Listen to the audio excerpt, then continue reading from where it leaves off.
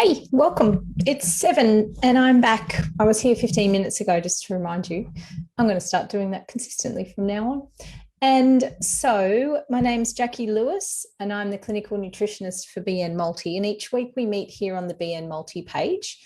And we cover different topics. This week we're talking about blood tests and what that's all about and how often and why and what to look for, and then what to do if there's anything that's sneaking out of range. And also what that might feel like, because it can be a bit sneaky. So we'll cover that. We'll also do all the prizes, because I know we like a prize. We've got Transformation Tuesday, and we've also got the riddle solution, which I think has been a bit of fun in the group. On a Friday, we're doing a brain teaser, and just to get you all thinking. So ideally, we get you eating well, exercising, and thinking. That's our little job here. So without further ado, I'll go into this week's Bizzo, the questions, which are really good this week. Thank you. Give me something to talk about. I'll do the questions first, then I'll do the bloods talk, then I will do the prizes. So get comfy, get a cup of tea. I hope you've had a yummy dinner. It's getting pretty cold. I've got my little Nana blanket on my knees. So here's the first question from Christy. 9 days post-op, I'm sipping. How do you sip? I just want to guzzle all the water. I don't know if I'm hungry, thirsty, tired. I know I'm confused as all get out.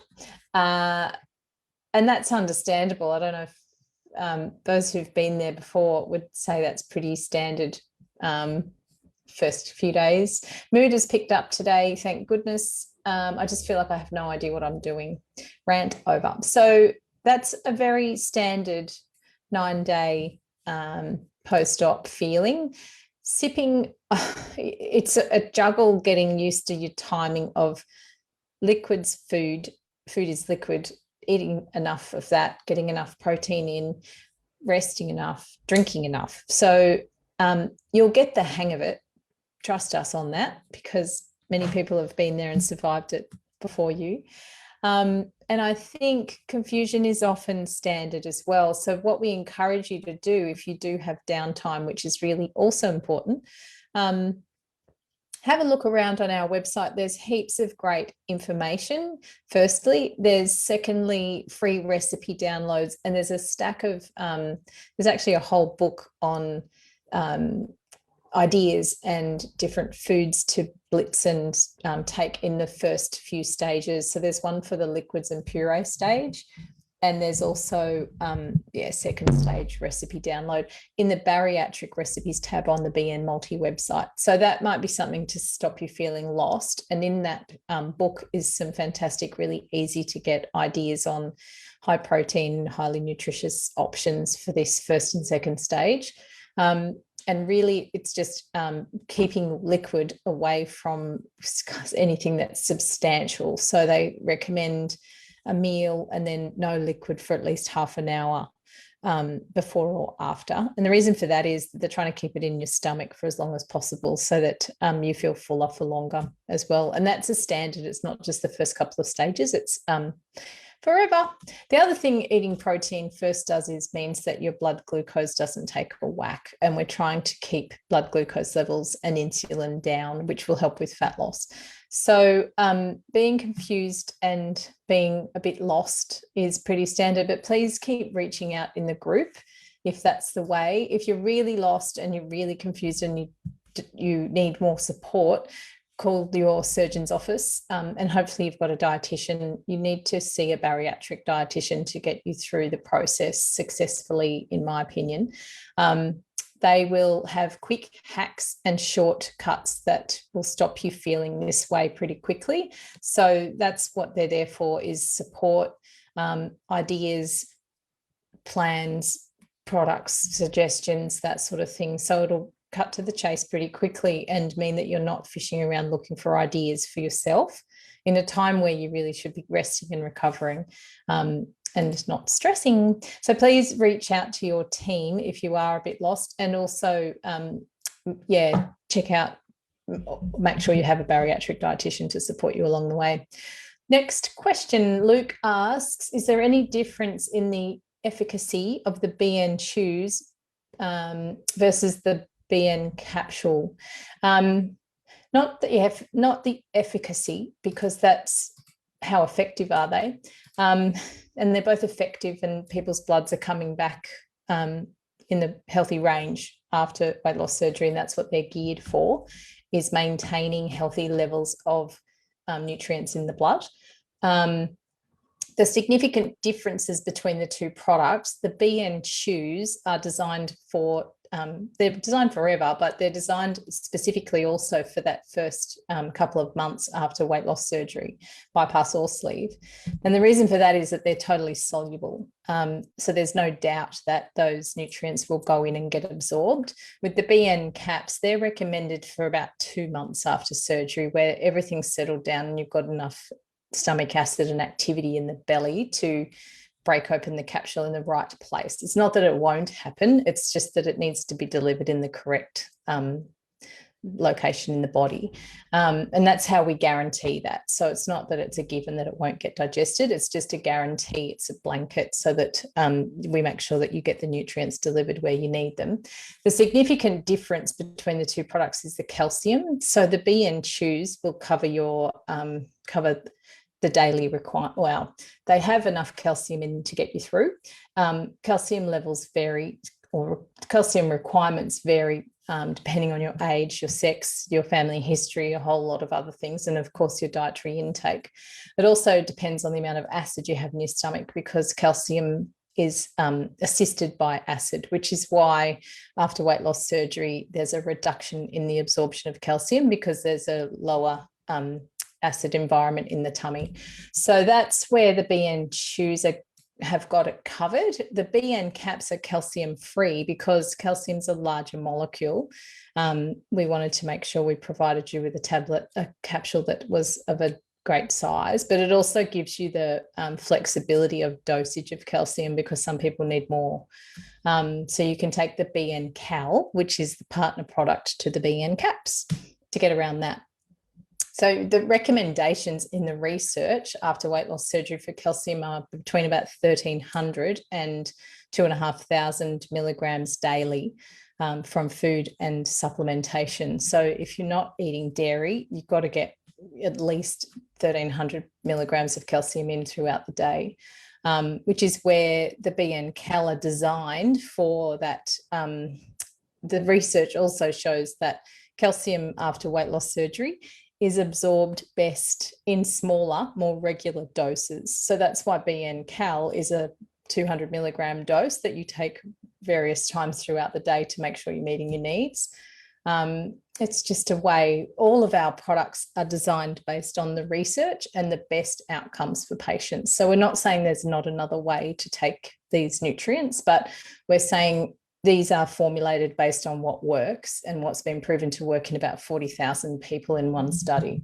So the ASMBS, the American Metabolic Surgeons, did a massive study on nutrition after weight loss surgery, and they found that certain nutrients are malabsorbed, and they also made the recommendations of the daily dose, and that's what's in the BN multi-formulas, is the recommendation from the research is basically taken into the formulation and given to you, which makes it easy, because things like B12, prior to surgery, you probably only need about 3 to 35 micrograms of B12 a day. It's not much.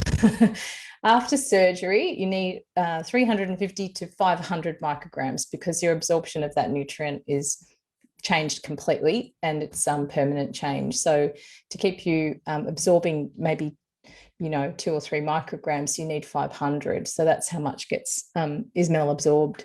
So that's the difference that's in the products. The application is 2 a day, ideally 1 in the morning and 1 in the afternoon or the evening. Spreading it out gives you just another go at absorbing everything you possibly can. Taking them 2 at once, you can do. If you're really missing that afternoon dose, put them in together. but we recommend for best outcomes that they're taken twice a day. But if you're definitely missing that second dose, 2 doses at once is better than nothing, because that will show up pretty quickly. So that's kind of the answer I think you're looking for. And then testing bloods. So our formulations are made to maintain your levels. So if you have, say you have your surgery, you have a B12 deficiency, and you take the recommended dose of the BN multi, that will maintain what you have at the moment. If anything is low, like iron, B12, calcium, you need to take the multi and then take that nutrient on its own alongside for a period of time until that catches up. And that's why you have a team, because they'll go, oh, look, BN B12 is getting low. Here's how we'll boost that. Keep taking your 2-a-day multi, and then you might add some B12 alongside, which is why we have those nutrients alongside. We have BN melt. We also have, which is the B12, 1,000 micrograms. Then we have iron, because that's a huge, I think they said about 48% of weight loss surgery patients are deficient in iron before the first year after their surgery. And that can even be in people who've been supplementing religiously. It's just a random thing. It's a lot of women who lose blood every month, or a lot of women after surgery will have very heavy periods as their body settles in. So they will be losing a lot more blood, and there's a lot more to catch up. So that's why we check our bloods, which I'll go into later on. So I hope that helps, Luke. Next one is Trisha. My dietitian recommended I spray a B12 supp in my mouth once a week, which is a spray. It's a 1,000 microgram spray. It's almost impossible to get. And I did see it in the group. It's a practitioner only product, so you will find it pretty hard to get because they're not available over the counter. So I bought the BN melts thinking I could use them instead, but I see they have different active ingredients. Yes, they're B12. Ours are more active. So the B12 in the spray is called, likely, I didn't see the actual label on it, but what I think you're talking about is that there's cyanocobalamin, and there's also mecobalamin or methylcobalamin, and they're all B12, but some of them are easier for the body to use than others. So the one in the spray that I think you indicated was a standard B12, which wasn't activated. And it means that then the body has to do something else to it. There needs to be what we call methyl groups present, if you want me to go into it, to use that B12 in the best way. But we have cut to the chase with the BN melt, and we've made it activated so the body doesn't have much to do with it before it's easy to be used. So yes, it's all B12, but your body will either use it more easily. The B12 in some people has a really good stimulatory effect. So if you find that 1,000 micrograms makes you feel either energetic, occasionally if you've it's a methylation issue, you can feel a bit stimulated. So check out which one works for you, but generally you'll absorb more of the B12 in our product than you will in a product that's not methylated or activated. And you'll notice in our formulations now we have activated folate as well, which also means that your body doesn't have to do much with that to make it able to be used. So we're just making it easy. Can I have one melt just once a week and expect the same outcome? Yes, absolutely. Great. So Tracy's asking a question. Anyone had any issues with potassium levels going too high? That can be dehydration and an indicator of kidney function. And generally they'll have a look into that pretty quickly. Again, another reason to get your bloods checked. Low potassium will make you feel pain all over, like almost like stiffness. Every time you contract a muscle, it'll feel dry and painful. And that's a low potassium. That's a problem because potassium regulates your heart rate or your heartbeat or the electrical component of your heart. So low potassium is something that you want to correct pretty quickly too. It's electrolyte imbalance, and generally the most common reason for rehospitalization in weight loss surgery patients after surgery is dehydration, because it leads to electrolyte imbalance. and they need to balance it out. So yes, something to look at and explore, but your team, again, should be looking at that and helping you to correct it as best they can. Low potassium, include more potassium in your diet: potatoes, potato, banana, dried apricots, veggies and fruit in general, they have potassium in them, but there's certain foods that have a higher level. So it's good to check that out as well and include them. Also, putting a tiny, if you're drinking a lot of water, put a tiny little bit of Himalayan salt in there, and that'll help to keep that electrolyte balance as well. Sandy asked a question: what kind of checks do the medical team do with us 1 year post-op? This is interesting. We're getting all these questions about bloods. What kind of checks do they do? They look at your blood work and see how that's tracking. Some will do more extensive testing, like a DEXA scan, just to make sure your bone density is okay. I think it's a really good idea because there is a lot of calcium deficiency in the community, and it doesn't show up because calcium is so tightly regulated in the body. So in your bloods, it will always look quite good. But the question needs to be, is the calcium in the blood, where does it come from? Is it from my food or supplements, or is it from my bones and minerals? And there's a way they can check that. A DEXA scan is like a bone density scan, and it'll also check your fat distribution and that sort of stuff. So it's a really good baseline, given the goals that we have as far as weight loss goes and checking bone density. They'd also check how you're tracking as far as your goal goes, just to see that things are going well in that department. They'll also likely explore how you're eating, you know, what problems you've come up with. Have you got any aversions? Do you have any intolerances now? Are there any foods you're avoiding? So then we can have a look at different supplements to make sure we're supporting those nutrients that you're not getting. So some people have trouble with lactose, which means you need to be really careful with calcium if you're eliminating it, because it's very hard to get. So generally they'll do a physical exam, just make sure everything's tracking. They'll do your bloods. They should be doing that before 1 year post-op. And then they'll check out weight and measurement and overall kind of a general health check. Another thing that we need to do regularly is medicines. Make sure that if you're taking any prescription medications, that they're doing a regular review of those as your weight changes, because some of those are based on weight. The other thing they're based on is how quickly your liver and your body deals with them. So as your liver function improves, you might find too that the half-life of your drugs is shorter. So all of those sorts of things. And again, that's why we check in with your team on a regular basis, particularly the first year when things are settling in. There's so much that's changing inside and out, really. They'll also explore, you know, the psychological aspect with a bit of luck. How are you coping? How are you dealing with such change? Are you elated by your new self? Are you finding it's a struggle? Generally checking in on, you know, your support networks and that sort of stuff as well. So it really is nice when it's a holistic approach to mental, physical, inside and out, and also looking at your pathology, your drug, your blood levels as well, asking about your supplementation regime and how that's going. So they're great questions. Thank you. It gave me a lot to work with. Let me have a look here. Did we poll? Don't know if we did. We usually have the poll. I'll share my screen because I want to talk about deficiency after weight loss surgery. Share. Want to share number 2, this one. So here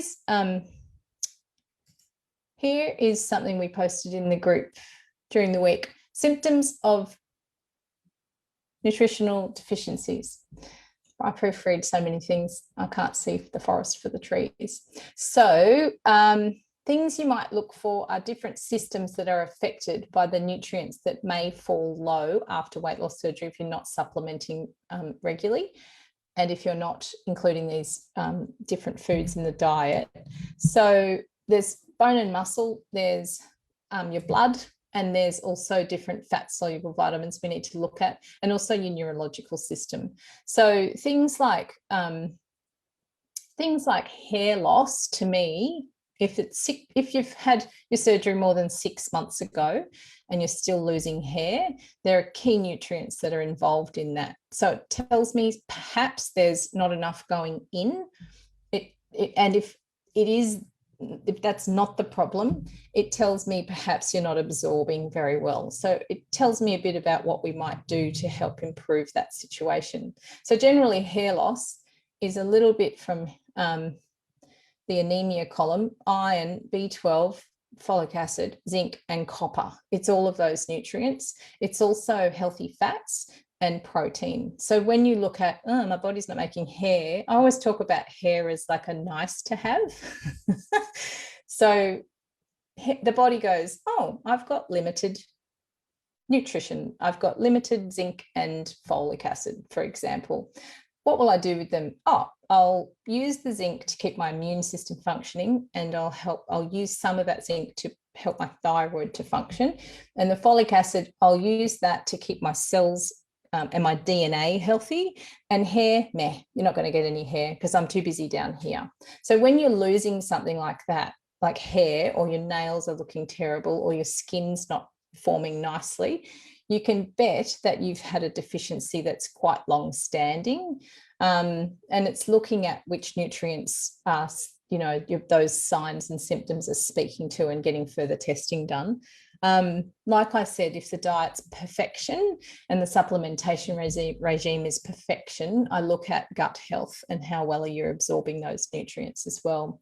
So things like the main nutrients, you've heard me say it 100 times, after weight loss surgery: B12, iron, calcium, vitamin D, and with a bypass, you can expect the fat-soluble vitamins to be at risk. So A, D, E, and K are fat-soluble. Not only do they need fat, they need enzymes and stuff to help with the digestion process and making them available for the body to use.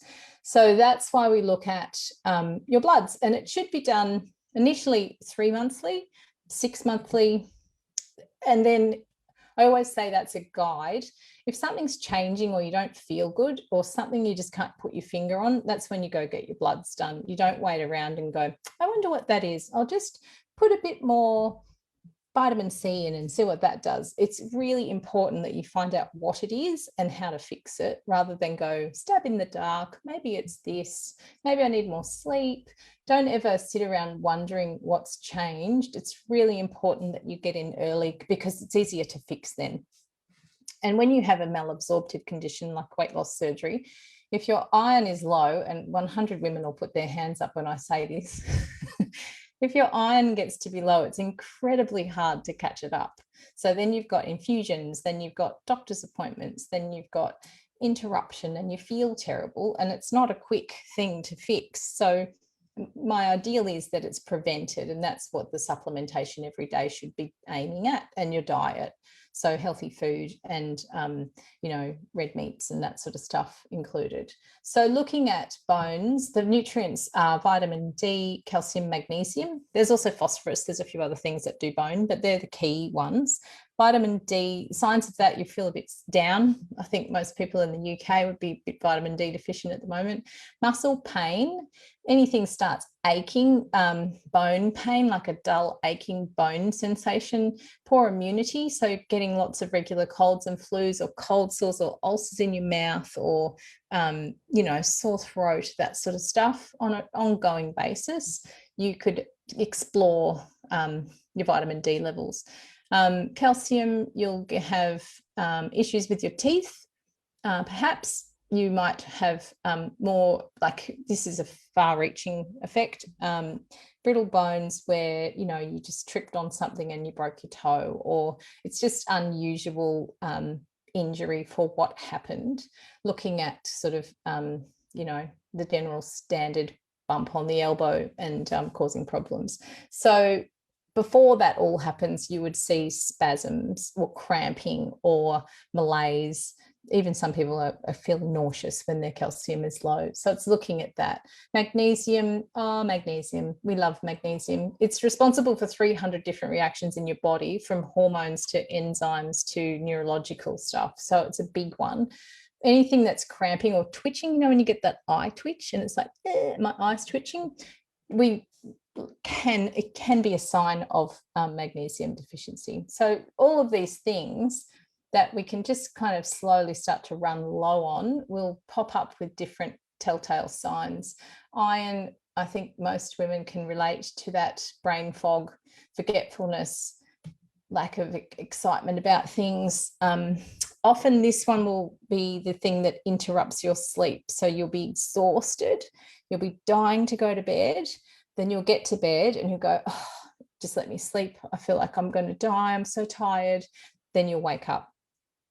And that can be a sign of iron deficiency. It helps to, it breaks the sleep cycle. So you'll be dog tired, but not sleeping well. The other thing that iron will do is raise your anxiety levels and your ability to cope with stress. B12 is a big one. Any numbness, tingling, that sort of stuff in the fingers. There's we call it strawberry tip, like a tip of the tongue will be bright red and kind of almost pimply. It can be a swollen red tongue or sore tongue because it's rubbing on your teeth. You'll feel forgetful. It can be confused with iron deficiency. You'll feel just vague and off. You'll feel sad, depressed, because the B12 is a big one for neurotransmitter production and keeping those healthy neurotransmitters forming.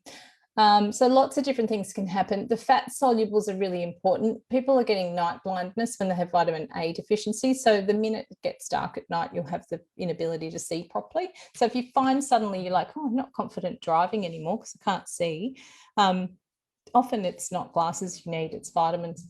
Vitamin K, easy bruising, that kind of crazy kind of broken capillary look about things when, again, if you haven't done much that would kind of equate to needing a bruise.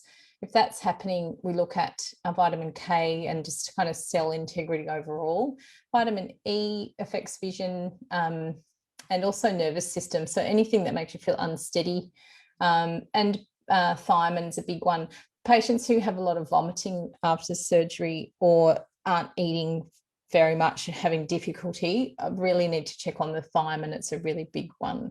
And some of it, if thiamine does get really deficient, it can cause permanent damage to the nervous system as well. So all of these things, you could take them every day and it prevent all of this sort of stuff. And again, it's an insurance policy. So it's looking at, you drive your car around and you pay money every week to make sure that if you do have an accident, you're covered. Same thing here. It's just your health insurance policy. And it only costs you like $29 a month. It's cheaper than car insurance.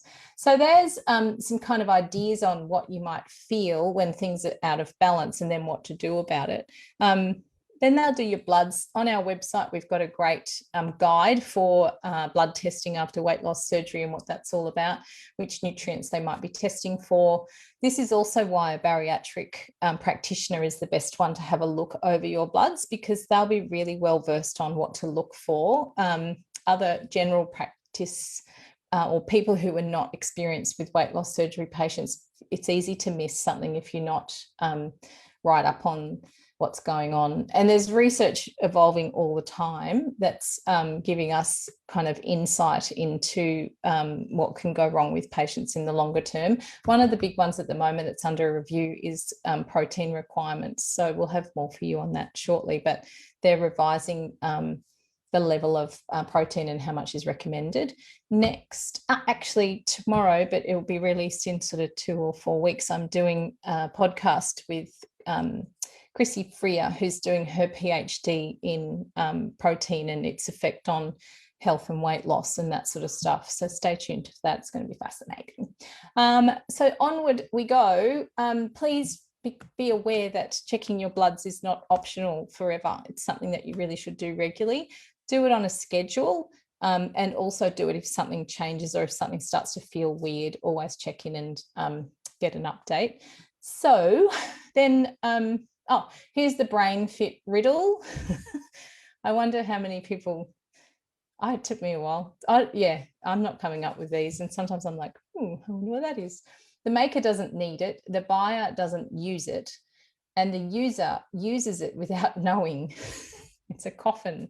So when you look at that, it sums up a coffin, really, doesn't it? So stay tuned. This week we've got another riddle coming up on Friday. It's generally brain busting Friday. So let me go down to the Transformation Tuesday. Winner of this prize.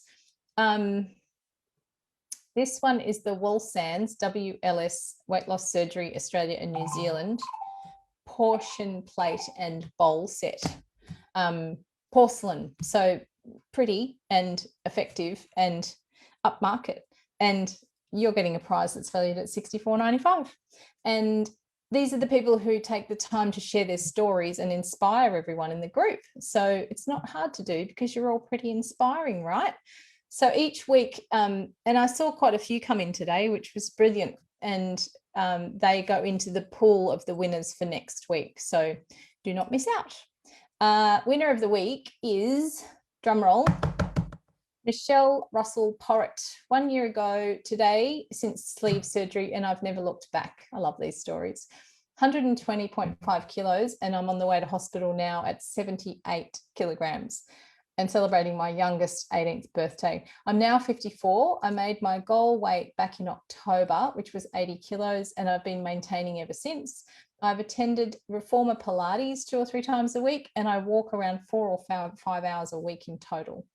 I've gone from drinking 2 or 3 litres of Pepsi Max pre-surgery to none, which I never thought I would have been able to do, would have had the willpower to do. That's incredible.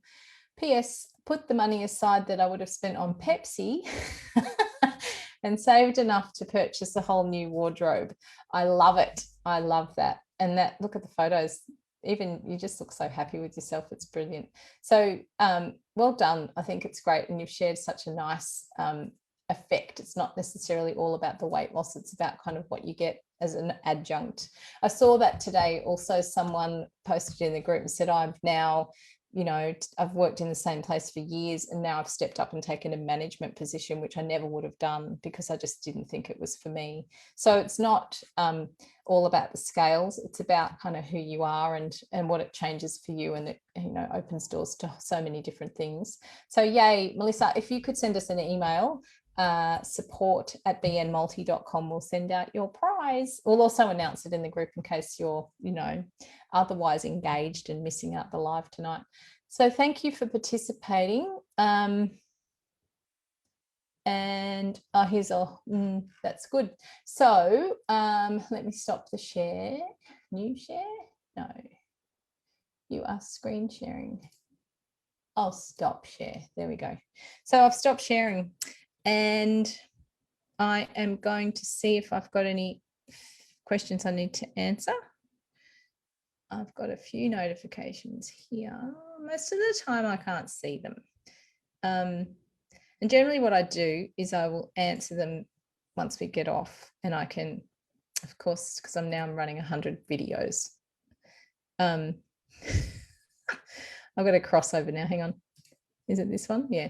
Then I'll turn myself off. So thank you all for joining in, and I hope we've helped you with enlightening stories about blood testing after weight loss surgery. It's all featured in this week's newsletter. So if you haven't subscribed already, make sure you have done by Wednesday so that you'll get the chart and the guide for blood testing. That's all from me. Have a wonderful week.